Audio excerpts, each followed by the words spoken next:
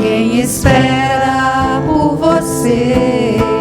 Vem sorrir, mostrar o dom de amar, o teu carinho tão belo em tua alma. E vai levar o amor, vai buscar a paz dentro do coração.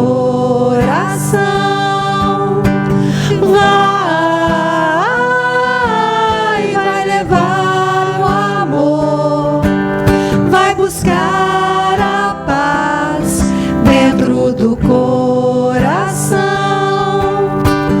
Olha, vem ver o sol nascer, tanta beleza. Alguém espera por você. Vem sorrir, mostra o dom de amar, o teu carinho tão belo em tua alma. E vai levar o amor, vai buscar a paz dentro do coração.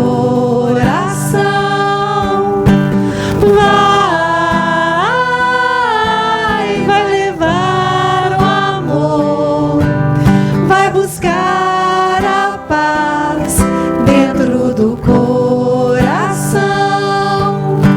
Não basta só viver, é preciso sempre amar, é preciso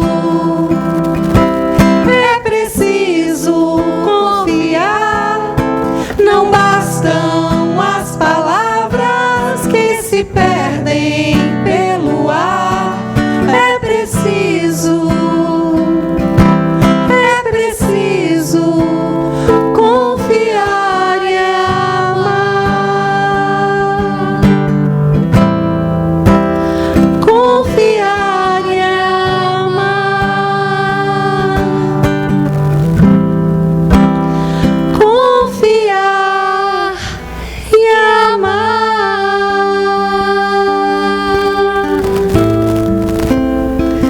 Vamos fechando os olhos, pensando em Jesus e nos amigos espirituais de cada um que aqui está, os amigos espirituais dessa casa espírita. Que possamos, Senhor, entender de uma vez por todas que o caminho do amor é o único caminho seguro, que podemos confiar no amor, porque é o amor que vai trazer para os nossos corações a paz. Que possamos a cada dia aprender a amar, entender o que é o amor, ter olhos de amor, ter sorrisos de amor, calar por amor, falar por amor, agradecer por amor à vida, a Jesus e a Deus, nosso Criador. Muito obrigada, e que essa noite seja uma noite de muito aprendizado e de vivências de amor. Que assim seja. Boa noite. É com muita alegria e sob a proteção do nosso Mestre Jesus que estamos iniciando nossas atividades de hoje. Sejam bem-vindos ao Núcleo Espírita Nosso Lar para mais uma noite de estudo. Nossas palestras são inspiradas no livro Vinha de Luz e o assunto de hoje é Como Cooperas, que está na carta de Paulo aos Coríntios, capítulo 2, versículo 12. Nossas palestras podem ser vistas no nosso canal do YouTube Núcleo Espírita Nosso Lar. Inscreva-se e ative o sininho para ser notificado de novas postagens. E para falar sobre o tema Como Cooperas, é com muita alegria que convidamos agora o nosso amigo Anderson Faria, que é colaborador aqui do Núcleo Espírita Nosso Lar. Seja bem-vindo, Anderson. Boa noite a todos.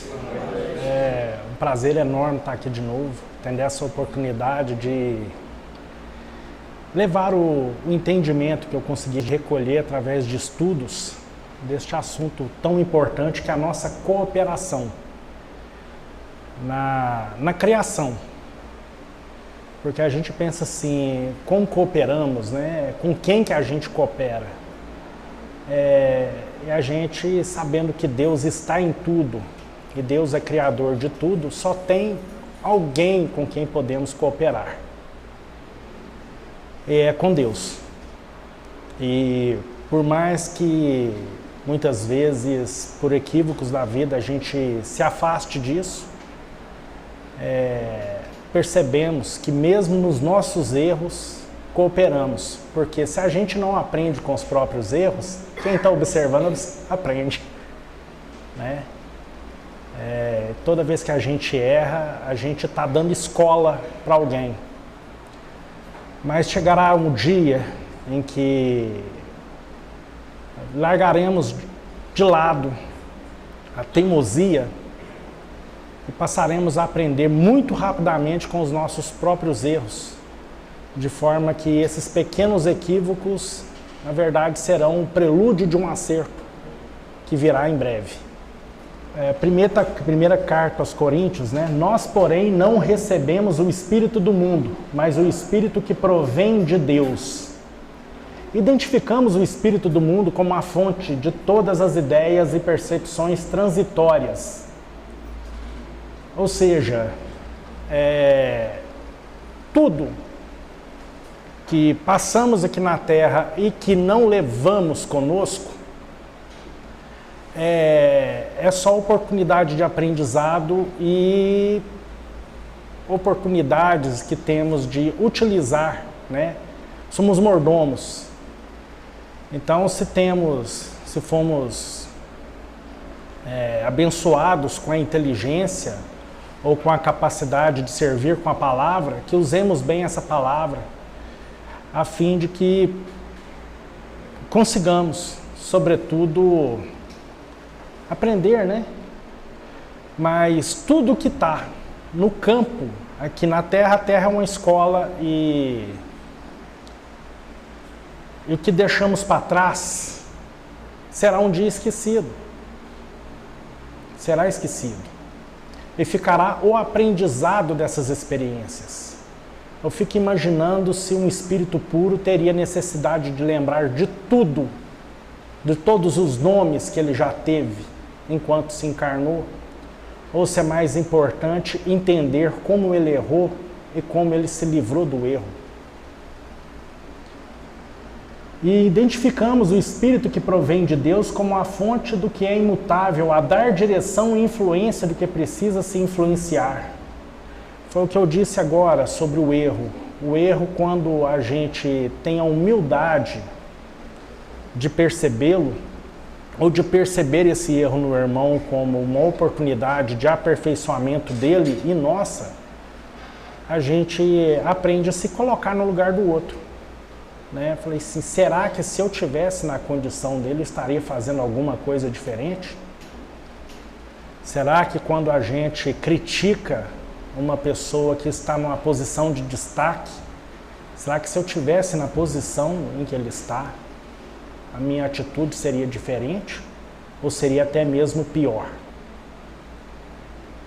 Cada um tem a prova que consegue carregar. Então, se não estamos inseridos em certas provas, convém pensar se já estamos preparados para ter sucesso nessa prova.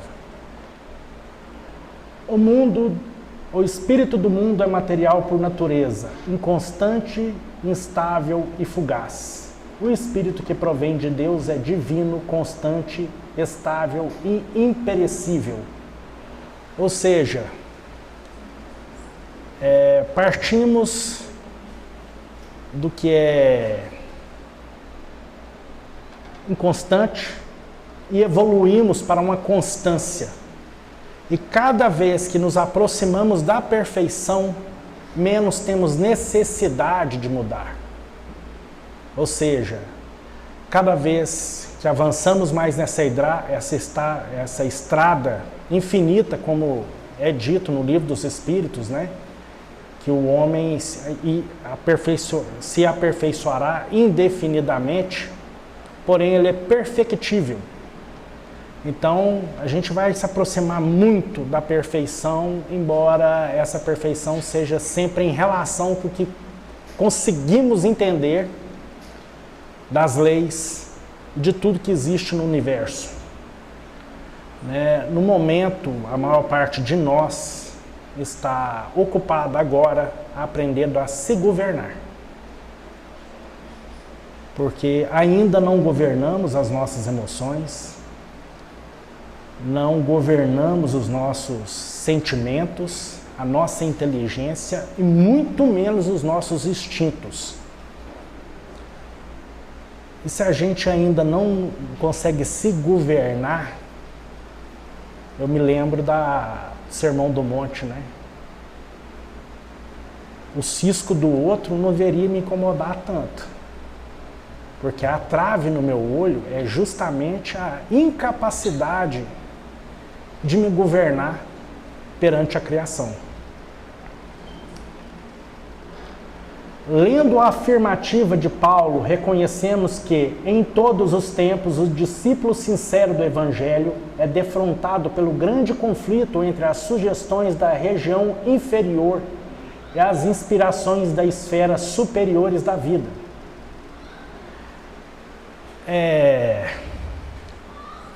Todas as obras da carne, tudo que é transitório, tende a viciar tanto o instinto como a inteligência e o sentimento. Então, quando eu exerço o meu instinto de sobrevivência de forma inadequada, ou seja, dá um exemplo aqui de uma coisa muito polêmica, mas eu não vou polemizar não. É o direito de se defender. Você tem o direito e o dever de se defender. Faz parte da lei da conservação, uma das leis morais. No entanto, a mesma lei de conservação ela é contrabalanceada pela lei de destruição. A crueldade não faz parte da destruição. Então, se por alguma necessidade eu tenho que me defender de forma violenta, que seja o menos violento possível. Eu tenho que defender minha vida. No entanto, se eu puder conservar a minha vida e a vida daquele que está tentando tirar a minha, esse é um dever que eu devo cumprir. Então, o que acontece? O instinto viciado resulta em egoísmo. Eu estou tão preocupado em sobreviver que eu não me importo com a necessidade do outro de sobreviver para entender o quanto ele ainda está equivocado com relação a... Enfim, eu tiro dele o direito que ele estava querendo me tirar, retenho o meu direito de permanecer vivo e aprender e retiro dele o direito de se aperfeiçoar naquela vida. E quando a gente vê que uma pessoa está equivocada ao ponto de tirar a vida de outro, ele precisa muito mais da encarnação do que o próprio. Eu acho que é por isso que os mártires cantavam ao ser sacrificados. No fundo, o instinto purificado que eles tinham ali, lhes dizia, falei assim, você está mais próximo do Pai daqueles que te colocaram nessa situação. É importante, então, que se deixe viver, né? E que possamos também viver Aí entra na questão, não sou bom para lembrar o número das questões do Livro dos Espíritos. Mas tem uma parte do Livro dos Espíritos que fala sobre essas questões, né, da morte, da guerra, né? E assim, a falta, ela tem que ver a intenção, né? Um exemplo, num determinado local, a gente vê isso acontecendo o tempo todo, né? Chega uma pessoa transtornada, com desvios psiquiátricos e tudo, armada, e começa a atirar em todo mundo. Nos Estados Unidos acontece demais. Aí aparece alguém e atira nessa outra pessoa, né? Aí existe a dificuldade de se entender que o que é transitório não é importante. Se você matou uma pessoa com a colher de pau, né? Ou com um revólver, não faz diferença, é o resultado que importa. Então a gente tem que separar esses joios, né? O resultado, a causa não é o armamento, a causa não é a colher de pau, a causa é o egoísmo exacerbado ao ponto de eu achar que eu posso dispor da vida do outro. Então, se qualquer um de nós aqui usa da violência para garantir que vários se sobrevivam em detrimento de um, Deus com certeza levará em conta. E não duvide, a sua consciência vai cobrar aquela vida que você tirou. Então, a pessoa que é justa, que tem em si esse espírito de justiça, esse instinto de justiça adequado, ele vai entender que ele vai se perguntar sempre: era necessário? Se foi necessário, os bons espíritos, né, as esferas superiores vão consolá-lo. Agora, se tiver passado da conta por conveniências temporais, né, mundanas, a consciência dele não vai se purificar tão cedo. E ele levará isso para a eternidade. Será uma mancha que não sairá da consciência dele. Vai sim, depois do arrependimento. Com certeza, vai ser pago. Não, é uma dívida, adquiriu a dívida, né? Agora, a misericórdia de Deus, ela é infinita. Tudo é polêmico quando a gente não busca. Por exemplo, eu tenho um monte de opiniões. Todas essas opiniões têm um fragmento da verdade. Não tem a verdade absoluta. A polêmica está justamente no egoísmo que eu tenho, no orgulho e na vaidade que eu tenho em acreditar que a minha opinião tem mais valor do que a do outro. É difícil pesar isso, porque a nossa opinião vem do conjunto de experiências que a gente tem no dia a dia, das dificuldades que a gente sofre no dia a dia, do aprendizado que a gente teve. E cada pessoa está inserida numa escola diferente, embora esteja aprendendo sobre si mesmo, sobre a lei. Então, essa que é a nossa dificuldade. Mas o instinto, a inteligência e o sentimento são ferramentas que recebemos para nos aperfeiçoar e para sublimar essas opiniões em busca de uma verdade superior, uma verdade que somente quem tem onisciência conhece. Entende, gente? A verdade ela só é alcançável no nível do nosso entendimento e da nossa sabedoria. Então não adianta ficar debatendo coisas transitórias. Certa feita, eu vi uma palestra, estava assistindo a palestra e estava sendo abordado um tema polêmico. Eu não tenho polêmica com isso. É o aborto. O tema era o aborto.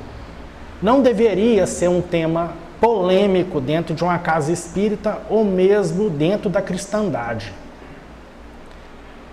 Por quê? A lei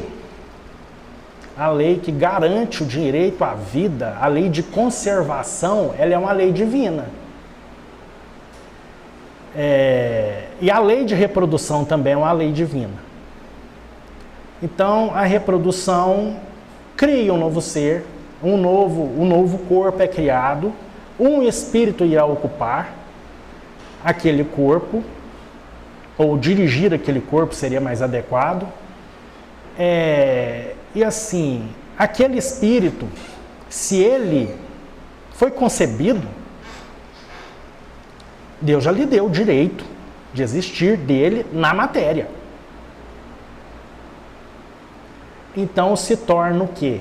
Uma prova para a mãe, para o pai e para a sociedade defender ou não defender aquela criança. Aí as pessoas não tem a questão social, tá? A questão social do mundo importa mais do que a vida de um bebê? E se o bebê for você? Aí entra, porque a questão social que é abordada é de que a mãe não tem condição de cuidar, que ela precisa de cuidar da própria vida, é mais complicado um pouco, né? Agora, a questão do estupro, a própria lei transitória garante. Então, assim, nesse momento, a lei do homem, a lei do nosso país, vamos ser mais precisos, né? Porque tem lugar dos Estados Unidos que não pode de jeito nenhum. Tem estado que permite. Então, o que a gente não pode é regredir. Compreende? Porque a pobreza, as dificuldades, problemas de educação vai existir até que a gente aprenda a cooperar. Né? E assim, mas é a prova daquela pessoa. Eu não tenho direito sequer de julgar. Fez, tá feito.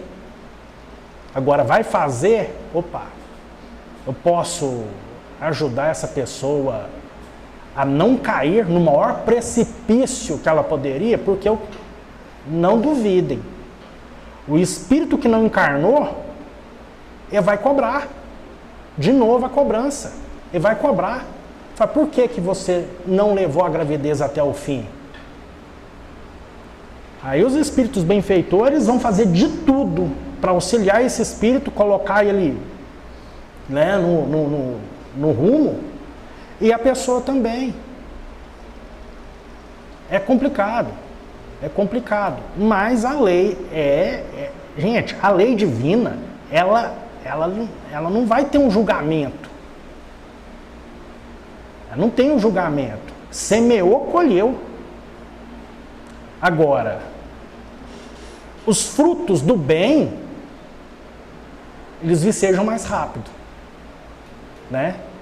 Então você vai plantando carrapicho, né? Vai plantando carrapicho, e na hora da colheita que é um monte de carrapicho para você, né, consumir. Complicado. Agora planta um tomate, uma batata de vez em quando, né? Fica mais fácil. Dá pelo menos para engolir. Né? É basicamente isso, gente. Eu sei que é uma imagem, né, estranha que eu me veio na cabeça aqui, mas é basicamente isso. O mal, ele, por misericórdia divina, vocês podem perceber isso, parece que o mal impera para sempre. Mas, gente, olha o mal que era praticado no mundo há 2000 anos atrás. Alguém de vocês aí na rua aí viu alguém sendo crucificado? Era evento cotidiano no Império Romano, em todas as províncias. Né? Então, hoje a gente vê que já melhorou muito, mas ainda há perversidade, porque até a guerra evoluiu. Até a guerra evoluiu. Né? Antes, a Segunda Guerra Mundial, o conflito no Pacífico, acabou depois que se explodiu 2 bombas atômicas. Hoje fala assim, bomba atômica aqui e tudo, mas ninguém tem coragem de disparar uma, graças a Deus. Porque o tamanho dessas bombas que tem aí perturbaria completamente a Terra inteira. Né? Então, voltando um pouco aqui, a inteligência viciada resulta em orgulho. Voltando àquela questão da polêmica. Uma coisa é polêmica porque eu tenho tanta certeza de que eu sou melhor do que o outro. Isso é um equívoco gravíssimo. Que a opinião dele, a vivência dele, a pesquisa dele, enfim, a opinião dele, às vezes chega ao ponto da existência do outro, não tem importância nenhuma. Também, tem um equilíbrio, porque a humildade não é modéstia. A modéstia é você se encolher e falar, não, que isso e tal. A humildade é você reconhecer a sua verdadeira capacidade, tanto para bem como para mal. E se você tem humildade de reconhecer que você é capaz de fazer o mal, você vai entender que talvez para você fosse perigoso ocupar certos ambientes, né? Conviver com certas pessoas, porque se você ainda não é capaz de se controlar nos momentos de ira, você precisa aprender a se controlar. E aí sim, voltar para aquela oficina de trabalho, antes que, sabe, para não perder a oportunidade também.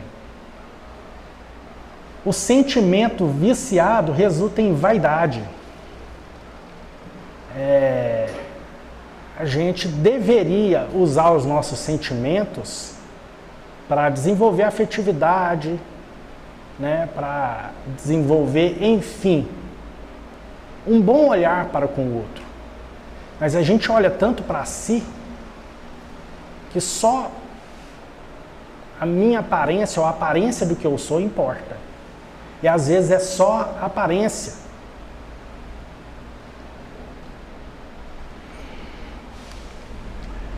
Mas em contraposição a tudo isso, quando a gente procura desenvolver, né, procura seguir à risca a lei divina dentro do nosso entendimento, ninguém está aqui cobrando de nenhum de nós, né? Ama a Deus de todo o teu entendimento. Jesus falou isso. Está na lei, inclusive mosaica. Então é de teu coração e entendimento.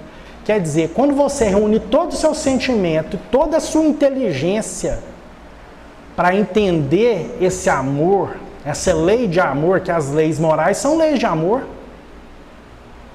O objetivo final é estabelecer o amor no universo inteiro. E já está estabelecido. Não vivenciamos isso porque ainda não desenvolvemos essas capacidades. Mas o instinto purificado, ou quintessenciado, resulta em altruísmo. Você não pensa só em si. Você pensa em todos, incluindo a si mesmo. Mas é todos. A inteligência purificada resulta em humildade, que é justamente saber do que você é capaz, para bem ou para mal. O sentimento é a outra coisa sobre a humildade. A humildade não tergiversa. Ela não dá desculpa para não cumprir um dever. ela não dá desculpa para auxiliar, para deixar de auxiliar, deixar de fazer qualquer coisa. Né? A gente vê o exemplo do Chico Xavier, né? O mais conhecido, né? Nosso querido Chico. Ele nunca deixou de atender ninguém. É a mesma coisa, foi com Cristo lá atrás. Bezerra de Menezes, o próprio Divaldo, né? Então a gente, no nosso próprio movimento espírita, tem exemplos que a gente conhece, né? Aqui em Itaúna, a gente tem exemplo a seguir aqui, né? Mas aí entra numa questão muito importante que acontece nos estudos. Ah, mas se eu fosse o Chico? Não, você está mirando baixo demais. Jesus é que é o guia e modelo. É lá, no Cristo, que você tem que colocar o seu objetivo. Que é isso? Isso é blasfêmia. Não, não é não. Não. Sede perfeitos como é perfeito o vosso Pai. Sabe quem falou isso? Jesus. Ele colocou o objetivo mais alto ainda. Né? A humildade é a capacidade que eu tenho de saber que ainda estou longe de alcançar o objetivo. Mas a humildade me dá condições de eu saber se eu estou indo na direção certa ou na direção errada. Porque eu estou usando a minha inteligência. E o sentimento purificado resulta no amor, o amor ágape, o amor fraterno. Porque tem vários... Platão listou várias formas de amor, né? E o mais exaltado é o ágape, porque o amor romântico, sem ágape, não vai longe. Né? O amor entre amigos, companheiros de trabalho e tudo, se não tiver esse amor fraternal, esse amor que entende as dificuldades um do outro, também não vai dar certo. Então esse amor com A maiúsculo, esse amor ágape, do grego, né? Este amor é o nosso objetivo. É este amor que Jesus nos dedica. E esse é o amor infinito que o nosso Pai, o Criador de tudo e de todos, tem conosco. E os que são de Cristo crucificaram a carne com as suas paixões e concupiscências. Os vícios. Eu não estou falando aqui de vício material, não. Vício material é só consequência dos vícios morais. Falo contra mim mesmo. Durante muito tempo, só pensava em beber. Machucava minha família, perturbava meus amigos, me atrasava financeiramente, moralmente, tudo. Quer dizer, egoísmo. Porque se eu tivesse, desde o início, pensado no quanto eu estava fazendo sofrer a minha família, amigos e todos aqueles que me cercavam, se eu tivesse pensado nisso, eu não tinha demorado 30 anos. Então a gente tem que olhar, a nossa casa é a oficina mais importante para o aprendizado. E eu volto muito na minha memória, dizem que não é bom, né? Mas eu gosto de quando eu aprendo uma lição recente, eu falo assim, entendi. O que para trás eu fiz de errado por causa desse meu entendimento equivocado? Na hora que a gente olha para trás, a gente fala assim, meu Deus, que confusão, que bagunça. Mas graças a Deus, basta arrepender e tudo muda. O arrependimento real, ele garante o perdão verdadeiro. Então, se vivemos em espírito, se buscamos a vida eterna, temos que viver aqui como se já estivéssemos na vida eterna. Temos que viver como espíritos. Somos almas encarnadas? Somos. Mas eu tenho que entender que todas as consequências do que eu faço aqui vai ecoar através dos séculos. Em reunião mediúnica, gente, quem já teve a oportunidade de participar sabe. É espírito que está revoltado com raiva 400, 500 anos. Ficar com raiva uma semana já é ruim, faz mal. Né? E tinha um espírito muito furioso, falando que ele queria vingança e tal, que ele estava com ódio e tudo. Aí a dialogadora perguntou para ele, falou, mas essa raiva toda começou quando? Quando me tiraram do colo da minha mãe e me deixaram no meio do mato para morrer. É justo ficar com raiva? É. Quem pode falar que não? Só que é o seguinte, durante aí, vamos colocar aí 400, 300 anos que ele está com raiva, ele já podia ter encarnado mais umas 3 vezes, arrumado uma mãe até melhor. Não é verdade? Então, vocês estão entendendo? Que mesmo lá, a gente pode se preocupar tanto com a coisa transitória, que aquilo se torna eterno. Uma pena eterna. Mas por quê? Foi Deus que impôs a ele essa pena eterna? Esse inferno que não acaba nunca?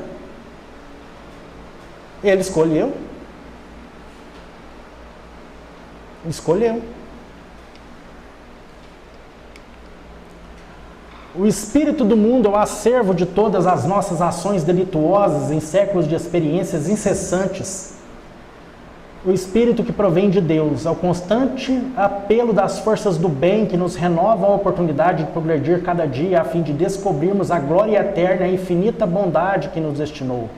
O espírito, sendo criado simples e ignorante, ao passar pelas provas e nessas experiências, pela curiosidade que lhe é inata, acumula informações, adquirindo conhecimento e avançando o intelecto.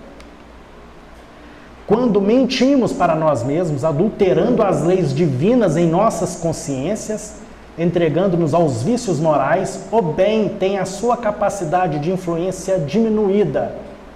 Ao preferirmos a influência das forças do mal, que são opostas, em tal situação, corrigir o rumo requer um esforço considerável.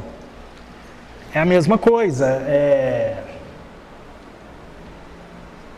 A gente é criado simples e ignorante, através das nossas vidas avançamos, né?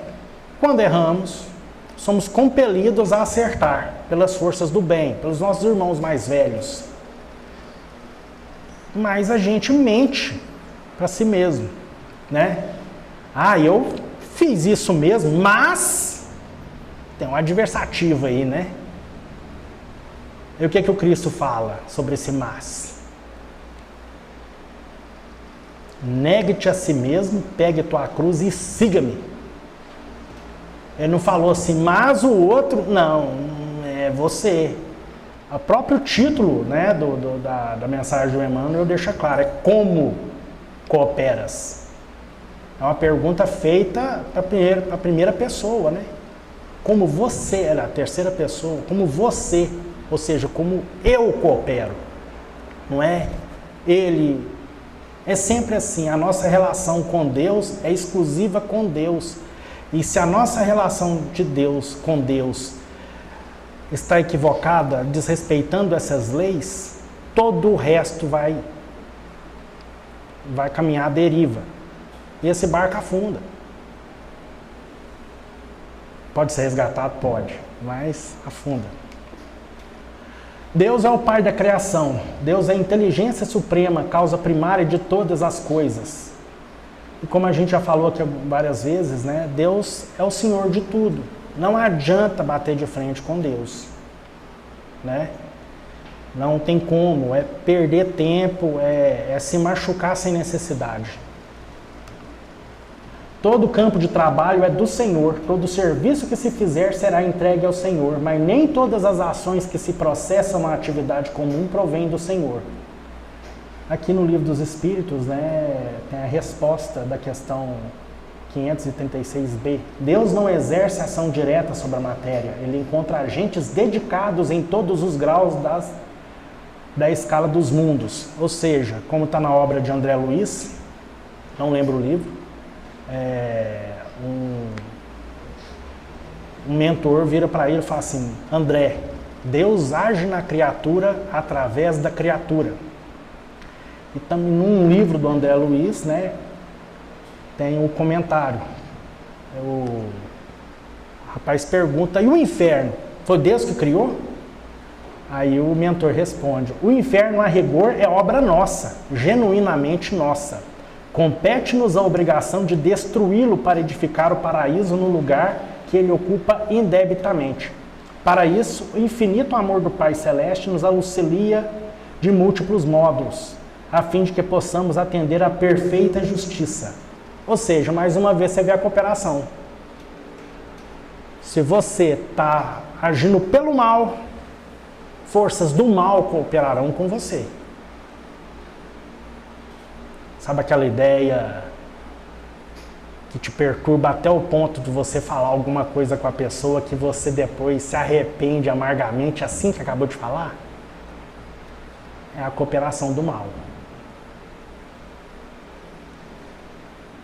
Mas olha, o infinito amor do Pai Celeste nos auxilia de múltiplos modos, né? A criatura auxiliando a criatura, a fim de que possamos atender à perfeita justiça. Então existe a correção desde que queiramos. Coexistem nas oficinas terrestres, quaisquer que sejam, a criação divina e a colaboração humana. A ação dos seres corpóreos é necessária à marcha do universo. Deus, porém, na sua sabedoria, quis que nessa mesma ação eles encontrassem um meio de progredir e de se aproximar dele. Deste modo, por uma admirável lei da providência, tudo se encadeia, tudo é solidário na natureza. Tinha que ser isso aí, lá no dicionário, como cooperação.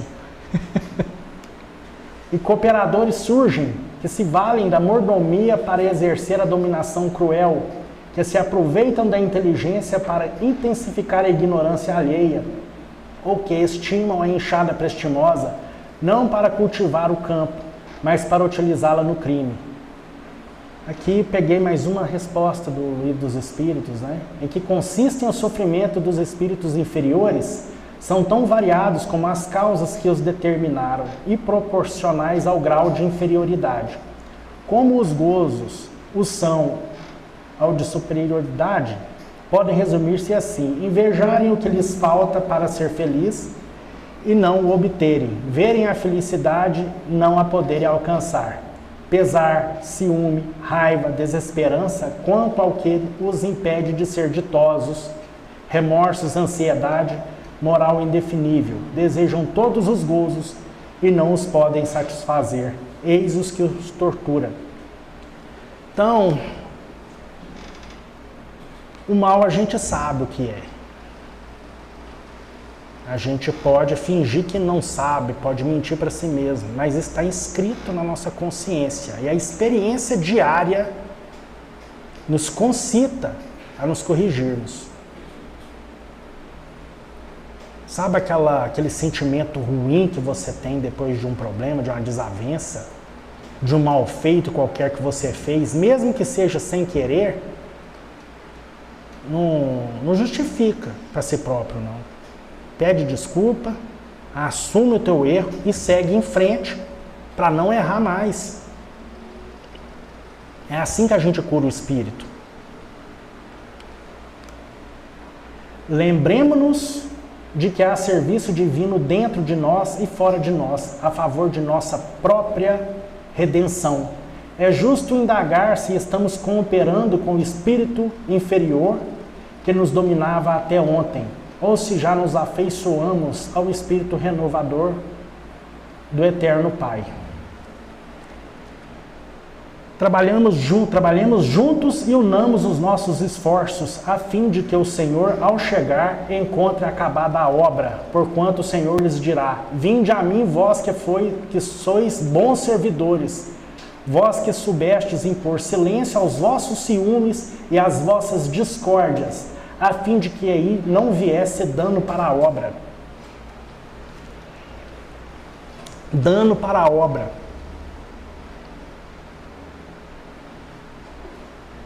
Já parou, gente, para pensar que toda vez que a gente dá voz para o nosso egoísmo, para o nosso orgulho, para a nossa vaidade, a gente está atrasando a obra divina.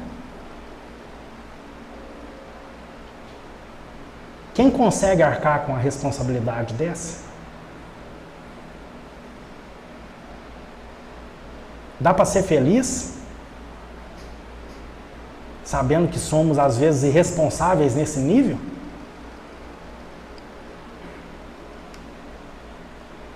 Conclusão. É um texto maior, não vai dar tempo. Está aqui para me ler, eu escrevi ontem.